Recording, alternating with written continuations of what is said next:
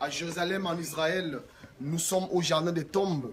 Et là, nous avons la tombe de Jésus-Christ qui est bien vide. C'est la raison pour laquelle je vous amène à visiter cette tombe. Nous avons tant entendu parler dans le monde entier que cet homme a été rejeté des morts.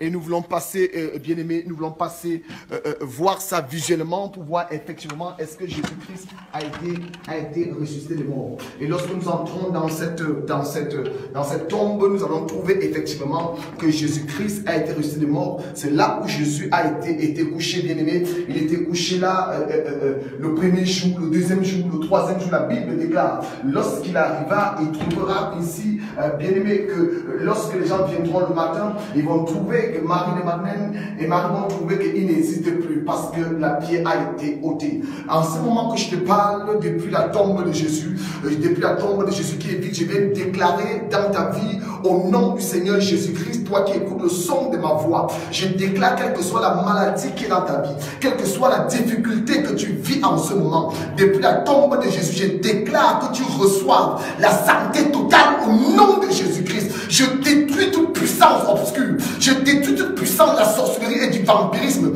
qui te tient captif, qui t'empêche de réussir, qui t'empêche d'avoir la paix dans ta vie. Je viens déclarer la réussite totale au nom de Jésus. Je prie pour tous les enfants de ICC dans le monde, quel que soit ce qu'ils ont dit contre ta vie. Je viens déclarer au nom du Seigneur Jésus-Christ, tu auras du succès, tu seras prospère, tu seras élevé, tu ne pleureras plus, mais tu auras la paix au nom de Jésus. Depuis la tombe de Jésus, aussi vrai que le Seigneur Jésus-Christ a été ressuscité dans ce lieu où je suis, je déclare, je déclare ce jour que tu es délivré. Je déclare ce jour que tu es délivré complètement au nom de Jésus. Bien aimé, pendant que je prie, je vois des hommes, des femmes en train d'être délivrés depuis la tombe de Jésus. Dieu me dit en ce moment que ta vie ne sera plus jamais la même. Dieu me dit en ce moment, parce que je suis placé dans sa tombe, j'implore la présence de Jehovah Rapha. Jehovah Rapha manifeste ta guérison dans la vie d'une femme, dans la vie d'un homme en ce moment, au nom de Jésus. Que toute personne qui écoute le son de ma voix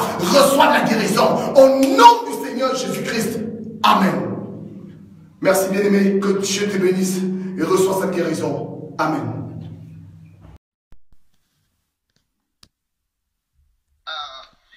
À Jérusalem, en Israël, nous sommes au jardin des tombes. Et là, nous avons la tombe de Jésus-Christ qui est bien vide. C'est la raison pour laquelle je vous amène à visiter cette tombe. Nous avons tant entendu parler dans le monde entier que cet homme a été rejeté des morts. Et nous voulons passer, bien aimés, nous voulons passer, voir ça visuellement pour voir effectivement est-ce que Jésus-Christ a été ressuscité des morts. Et lorsque nous entrons dans cette tombe, nous allons trouver effectivement que Jésus-Christ a été ressuscité des morts. C'est là où Jésus a été couché, bien aimé. Il était couché là le premier jour, le deuxième jour, le troisième jour. La Bible déclare, lorsqu'il arriva, il trouvera ici, bien aimé, que lorsque les gens viendront le matin, ils vont trouver que Marie de Madeleine et Marie vont trouver qu'il n'existe plus parce que la pierre a été ôtée. En ce moment que je te parle, depuis la tombe de Jésus qui est vide, je vais déclarer dans ta vie, au nom du Seigneur Jésus-Christ, toi qui écoutes le son de ma voix, je déclare, quelle que soit la maladie qui est dans ta vie, quelle que soit la difficulté que tu vis en ce moment, depuis la tombe de Jésus, je déclare que tu reçois la santé totale au nom de Jésus-Christ. Je détruis toute puissance obscure, je détruis toute puissance de la sorcellerie et du vampirisme qui te tient captif, qui t'empêche de réussir, qui t'empêche d'avoir la paix dans ta vie. Je viens déclarer la réussite totale au nom de Jésus. Je prie pour tous les enfants de ICC dans le monde, quel que soit ce qu'ils ont dit contre ta vie. Je viens déclarer au nom du Seigneur Jésus-Christ, tu auras du succès, tu seras prospère, tu seras élevé, tu ne pleureras plus, mais tu auras la paix au nom de Jésus. Depuis la tombe de Jésus, aussi vrai que le Seigneur Jésus-Christ a été ressuscité dans ce lieu où je suis, je déclare je déclare ce jour que tu es délivré. Je déclare ce jour que tu es délivré complètement au nom de Jésus. Bien aimé, pendant que je prie, je vois des hommes, des femmes en train d'être délivrés depuis la tombe de Jésus. Dieu me dit en ce moment que ta vie ne sera plus jamais la même. Dieu me dit en ce moment, parce que je suis placé dans sa tombe, j'implore la présence de Jehovah Rapha. Jehovah Rapha manifeste ta guérison dans la vie d'une femme, dans la vie d'un homme, en ce moment, au nom de Jésus. Que toute personne qui écoute le son de ma voix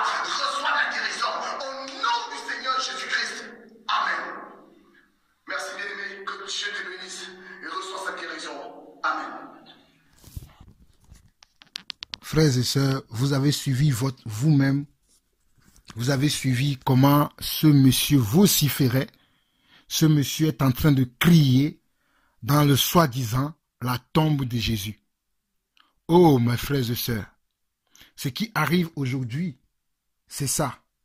C'est, on va dire, c'est cette coutume maintenant, cette habitude de certaines personnes qui ont créé cette nouvelle religion. La religion d'aller maintenant à Jérusalem, visiter la tombe de Jésus, visiter le parcours que Jésus a fait avant de mourir. Et dernièrement, j'ai vu même le soi-disant, le prophète et le faux prophète que je dirais même Tibi Yoshua, qui est parti en Israël et que les Israéliens venaient même s'agenouiller devant lui afin qu'il leur impose les mains. Mais bon, le sujet de ma vidéo, ce n'est pas ça. Mais c'est, regardez comment ce monsieur crie dans cette vidéo. Regardez comment ce monsieur est en train de crier et dit qu'il est en train de faire quoi? De prier pour les enfants d'ICC. Il n'est pas en train de prier pour les enfants de Dieu. Il est en train de prier pour les enfants d'ICC. ICC qui est Impact Centre Chrétien. L'église de qui? De Ivan Kassanou. ICC, si vous ne le connaissez pas, c'est Impact Centre Chrétien de Ivan Kassanou. Ce monsieur qui va là-bas, il va prier simplement que pour ICC. Gloire à Dieu qui n'a pas prié pour vous autres. Nous bénissons le Seigneur pour ça. Mais est-ce qu'il n'y a que les enfants d'ICC qui sont... Est-ce qu'il n'y a que ceux qui sont à ICC qui sont les enfants de Dieu? Il n'y a pas d'autres enfants de Dieu dans le monde aujourd'hui. Mais je dis gloire à Dieu qui n'a pas pu prier pour vous parce que vous n'aurez pas cette malédiction, cette sorcellerie, cet envoûtement qu'on vous donne dans cette tombe qui n'est même pas la tombe dans laquelle Jésus s'était couché. Cette tombe n'est même pas la tombe dans laquelle Jésus s'était couché. Parce que nous tous, nous savons que la tombe dans laquelle Jésus s'est couché, les Israéliens ne l'ont pas retrouvée. Mais les tombes que nous voyons aujourd'hui, ou bien le parcours que nous voyons aujourd'hui, ce sont des parcours qui ont été reconstitués après. Donc il n'y a pas de certitude que c'est par là que Jésus est passé réellement ou que c'est dans cette tombe-là que Jésus a été enterré réellement. Je vous dis cela, que ce n'est pas dans cette tombe-là que Jésus a été enterré et aussi le parcours que quand les gens vont en Israël, ils font un parcours dans lequel on leur dit que Jésus a marché par là, il a fait tel miracle par là, il a fait tel ceci par là. Ce sont des parcours qui ont été reconstitués. Maintenant, ça c'est la première des choses que je peux dire. Maintenant, même si c'est vrai que c'est dans cette tombe-là que Jésus a été enterré, est-ce que Jésus nous a dit d'aller... Oh, quand vous lisez la Bible, lorsque Marie de Magdala, Marie de Magdala et Marie la mère de Jésus, ou bien Élisabeth, ils ont couru à la tombe pour chercher Jésus-Christ. Qu'est-ce que les anges leur ont dit? Ils ont dit, pourquoi cherchez-vous parmi les morts celui qui est vivant? Qu'est-ce que les anges ont dit? Ils ont dit, pourquoi cherchez-vous parmi les morts celui qui est vivant? Pourquoi cherchez-vous parmi les morts celui qui est vivant? Et aujourd'hui, je vois encore des gens qui vont être dans ces choses, qui vont vouloir vous ensorceler, qui vont vouloir vous endoctriner avec cette doctrine de démons. Et je vois ce monsieur dans soi-disant cette tombe-là qui est en train de vociférer, disant qu'il prie pour les enfants de Dieu. Ce n'est pas une prière, ça c'est une malédiction, car Jésus n'est pas dans cette tombe. Et Jésus ne nous a pas dit d'aller prier dans sa tombe. Jésus n'a pas dit d'aller prier dans sa tombe pour nous. Et c'est comme cela qu'on arrive à vous avoir facilement, qu'on arrive à vous séduire facilement. Quand vous voyez ces choses, vous croyez que cela vient de Dieu, vous croyez que cela est bienséant devant le Seigneur. Non, frères et sœurs, j'ai cette obligation de vous réveiller dans le nom de Jésus-Christ, que cela ne vient pas du Seigneur et que Dieu ne veut pas qu'on soit dans ces choses, car Dieu a dit comment nous devons faire pour être sauvés et comment le prier simplement. Dieu n'a pas dit d'aller prier dans sa tombe.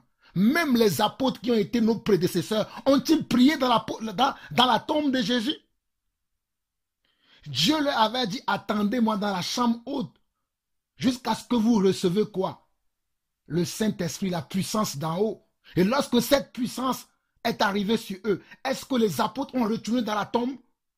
Non, ils ont commencé leur ministère sans se soucier de la tombe, car ils savaient que leur Seigneur, leur roi est ressuscité des morts, qu'il n'est plus dans la tombe. Comment je peux voir aujourd'hui un soi-disant des hommes de Dieu qui vont faire ce genre de choses et regarder ce monsieur avec sa soutane, avec sa chaîne au cou, avec Jésus-Christ encore sur la croix, alors que Jésus-Christ n'est plus sur la croix. Jésus-Christ a quitté la croix. Il est assis à la droite du Père dans les lieux célestes. Il est dans les lieux célestes, Jésus-Christ, et il intercède pour vous et moi. Et je vais voir ce monsieur qui va avoir une crucifix à la croix, au cou. Et il va dire qu'il prie Jésus. Il ne prie pas mon Seigneur Jésus-Christ, car mon Seigneur Jésus-Christ n'est plus sur la croix. Frères et sœurs, je vous en supplie dans le nom de Jésus-Christ, ne suivez pas ces de tels hommes et regardez la prière qu'il va faire. La prière va dévoiler qui l'a envoyé. La prière va dévoiler quel est le but de cette chose. Et il va, pourquoi? Pour ICC. Il est parti en mission pour ICC. Pourquoi? Pour ensorceler tous les adeptes des ICC dans le monde entier. C'est pour cela que dans sa prière, le Seigneur va permettre qu'on puisse entendre qu'il va dire qu'il prie pour tous les enfants d'ICC dans le monde. Donc ICC est maintenant quelqu'un qui enfante. ICC est quelqu'un maintenant qui donne des enfants. Alors que nous sommes tous des enfants de Dieu. Mais je bénis le Seigneur qui n'a pas prié pour tous les enfants de Dieu dans le monde. D'ailleurs, s'il le fait, la malédiction sans cause n'est suivie d'aucun chagrin. Mais dans le nom de Jésus-Christ, regardez ce que ce monsieur dit. Ça n'a rien à voir avec la parole de Dieu. C'est terrible de voir ce genre de choses aujourd'hui. Mes frères, je ne sais pas comment vous parler, mais fuyez ces choses, fuyez ces gens. Prenez vos pieds à vos coups et sortez de ce genre de choses. Fuyez ce type de personnes, fuyez ce type d'enseignement, fuyez ce type de gens. C'est ce qui est la mode aujourd'hui d'aller en Israël, soit disant qu'on va rencontrer Dieu. On ne rencontre pas Dieu en Israël, car Dieu lui-même dans sa parole a dit, je vais vous lire ça, Jean, je vais vous lire ça, Jean, chapitre 3. Dans Jean chapitre 3, ou si je ne me trompe pas, ou Jean chapitre 4, il est dit que l'heure est venue où les vrais adorateurs, et c'est plutôt Jean chapitre 4, on nous dit, nous lisons Jean chapitre 4 à partir du verset 22, on nous dit, vous adorez ce que vous ne connaissez pas. Nous adorons ce que nous connaissons, car le salut vient des Juifs, ça nous ne le refusons pas. Mais l'heure vient et elle a déjà venu où les vrais adorateurs adoreront le Père en esprit et en vérité, car ce sont là les adorateurs que le Père demande. Quels sont les adorateurs que le Père demande? Ceux qui vont en Israël? On dit que l'heure vient et cette heure est déjà venue, que ce ne sera plus ni à Jérusalem, ni, je ne sais pas, à Samarie, ni sur les montagnes, ni dans les hauts lieux, mais que c'est en esprit que nous adorerons le Père. En esprit et en vérité, que nous adorerons le Père. Donc, nous n'avons plus besoin d'aller nous attacher à quelque chose. Que ce soit la tombe de Jésus, que ce soit le parcours que Jésus a fait, ou que les apôtres ont fait, ou que qui que ce soit a fait, nous ne nous attachons plus à ces choses, mais nous nous attachons à la parole de Dieu. Nous nous attachons à ce que les apôtres ont enseigné. Nous nous attachons à ce que Jésus lui-même a enseigné. Et Jésus lui-même nous a dit que si on vous dit qu'il est dans les montagnes, n'y allez pas. Si on vous dit qu'il est dans ceci, n'y allez pas. Et aujourd'hui, on va nous remémorer l'histoire que Jésus, dans la tombe de Jésus, quand on va là-bas, on va être béni. Quand on va là-bas, on reçoit de la délivrance, on reçoit la paix et les gens vont trouver que c'est normal. Et je vois aujourd'hui que cela est tellement à la mode que tout le monde veut maintenant aller en Israël.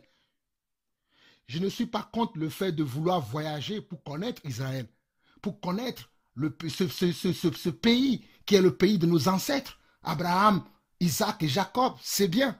Mais si vous allez là-bas, pensant que c'est là que vous allez rencontrer le Seigneur, pensant que c'est là que le Seigneur réside, le Seigneur ne réside pas dans ces endroits. Il réside dans votre esprit. Vous n'avez pas besoin de vous déplacer. Vous avez besoin simplement d'avoir foi en Jésus-Christ et de marcher selon sa parole et de le suivre nuit et jour. Vous avez besoin de sortir de ces choses-là que Satan a mis maintenant dans le cœur de ses envoyés. Et ils sont là à enseigner cela. Ils sont là maintenant à mettre cela dans le cœur des hommes.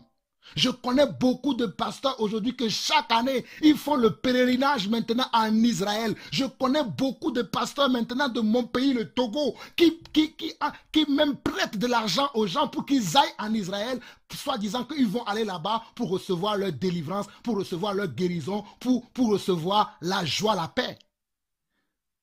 Est-ce que cela est différent de ce que les musulmans font en allant à la Mecque? Est-ce que cela, oh mes frères, réveillez-vous, est-ce que cela est différent de ce que les musulmans font en allant à la Mecque?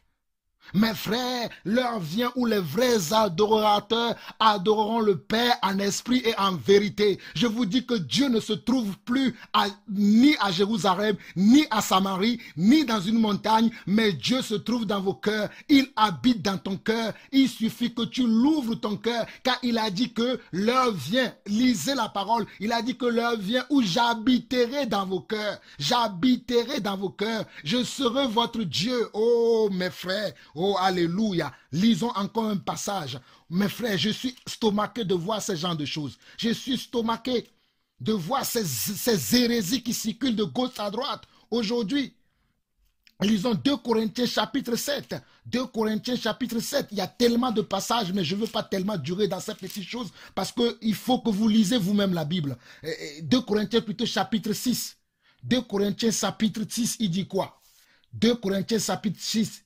À partir du verset 15, il dit « Quel accord y a-t-il entre Christ et Bélial ou quelle part a le fidèle avec l'infidèle? Quel rapport y a-t-il entre le temple de Dieu et les idoles? Le temple de Dieu, c'est nous. Les idoles, c'est ce genre de choses. Vous faites l'idolâtrie. Vous idolâtrez maintenant la tombe de Jésus. Comment on peut idolâtrer la tombe de Jésus? Le parcours que Jésus a fait sur terre, on va l'idolâtrer maintenant. Ça, c'est de l'idolâtrie. De l'idolâtrie. Vous devez vous repentir de ces choses, car les idolâtres n'hériteront pas le royaume de Dieu. Les idolâtres n'hériteront pas le royaume de Dieu. Vous tous ces pasteurs qui incitaient les gens à aller en Israël, croyant que c'est en Israël que Dieu se trouve, vous leur enseignez l'idolâtrie. Dieu n'est pas en Israël. Le Dieu que je connais, que je sais, n'est pas en Israël. Regardez, nous sommes dans 2 Corinthiens chapitre 6. Il dit, quel rapport y a-t-il entre le temple de Dieu et les idoles? Car nous sommes le temple de Dieu vivant, comme Dieu l'a dit. C'est nous qui sommes le temple de Dieu maintenant. C'est nous qui sommes le temple de Dieu aujourd'hui. Oh, nous sommes le temple de Dieu. J'habiterai et je marcherai au milieu d'eux. Donc Dieu habite en toi et toi tu vas le chercher en Israël. Dieu est en toi et toi tu vas le chercher en Israël. Il dit j'habiterai, je marcherai au milieu d'eux. Je serai leur Dieu et ils seront mon peuple. C'est pourquoi sortez du milieu d'eux. Alors c'est pourquoi nous devons nous séparer de l'idolâtrie. C'est pourquoi nous devons sortir de l'idolâtrie. C'est pourquoi nous ne devons pas avoir en nous, peu importe la forme de l'idolâtrie qui peut exister, nous en tant qu'enfants de Dieu qui avons reçu le Seigneur Jésus-Christ, qui sont des enfants de Dieu maintenant, nous ne pouvons plus vivre de cette manière-là. Verset 17 de 2 Corinthiens 6 dit, c'est pourquoi sortez du milieu d'eux et séparez-vous, dit le Seigneur. Ne touchez pas à ce qui est impur et je vous accueillerai. Je serai pour vous un père et vous serez pour moi des fils et des filles, dit le Seigneur Tout-Puissant. Et je n'ai pas le temps de vous lire, d'aller vous lire encore Hébreux chapitre 10. De vous lire ce que Dieu nous dit encore dans Hébreux chapitre 10. Qu'il croit que nous allons devenir ses enfants et nous sommes ses enfants déjà. Ce n'est plus, on va plus nous dire d'aller sur cette montagne, d'aller à tel endroit ou à tel endroit. Non, oh mes frères, oh église, oh là. Comment vous pouvez être comme ça? Comment aujourd'hui encore on peut voir de telles choses? J'ai le cœur stomaqué de voir ces choses et je vous en supplie, frères et sœurs, que tu sois à ICC ou peu importe où que tu sois dans le monde, si tu crois que c'est en Israël que tu vas rencontrer Jésus, je t'exhorte aujourd'hui que parle à Dieu là où tu te trouves. Tu vas le rencontrer. Tu n'as pas besoin d'aller là-bas. Tu n'as pas besoin d'être en contact avec une tombe que ce soit. Mais Jésus, si tu l'invoques aujourd'hui, il te répondra. Car il dit lui-même, invoque-moi et je te répondrai. Il n'a pas dit, va à Jérusalem pour m'invoquer. Va dans ma tombe pour m'invoquer. Il a dit, invoque-moi de ton cœur. Invoque-moi de ton cœur. Invoque-moi de ton cœur, je te répondrai. Dans ton cœur, si tu l'invoques aujourd'hui, il te répondra. Frères et sœurs, s'il vous plaît, fuyez ces hommes. Fuyez ces charlatans. Fuyez ces sorciers. Fuyez ces menteurs. Fuyez ces idolâtres. car les idolâtres n'hériteront pas le royaume de Dieu. Ça, c'est de l'idolâtrie. Et le comble, c'est que Jésus n'est même pas dans cette tombe. Jésus n'est même pas là-bas. Oh, alléluia. Notre Seigneur, oh, notre Sauveur, il est sorti du tombeau. Nous avons cette cantique que nous chantons que, oh, il est sorti. Qu'est-ce que je veux vous dire encore? Il est sorti du tombeau, il n'est plus dans la tombe. Comment on peut aller chercher celui qui n'est plus là-bas dans cette tombe? Et d'ailleurs, ce n'est même pas sa tombe. C'est une tombe qui a été créée, qui a été faite pour cela. Et Jésus n'est pas là-bas. Oh frères et sœurs, j'espère que vous n'allez pas m'en tenir rigueur, que ça ne vaut pas la peine. Cela vaut la peine, frères et sœurs. Réveillez-vous. Réveillez-vous. C'est pour cela que le Seigneur nous dit, il dit quoi? Il dit, veillez et priez car l'adversaire rôde, cherchant qui dévorer. Vous allez me dire que ce que je dis n'est pas d'importance, mais cela a une grande importance, car je connais la ruse qui est cachée derrière ces choses. Oh, ayez du discernement et discernez les choses qui sont de Dieu et les choses qui ne sont pas de Dieu. Ce que ce monsieur vient de faire, c'est un envoûtement. Il vous envoûte dans le... Oh, mes frères, réveillez-vous, réveillez-vous, réveillez-vous. Il est temps que vous sortez de votre sommeil, peuple de Dieu. Tous ceux-là qui sont dans cette église qui s'appelle ICC, je vous en supplie dans le nom de Jésus-Christ, réveillez-vous, réveillez-vous, réveillez-vous, que le Seigneur vous bénisse.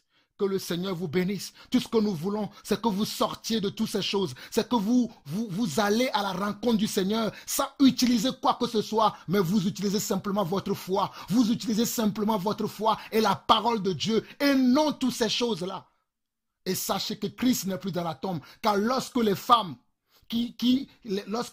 sont parties de bonheur à la tombe de Jésus, les anges se sont apparus.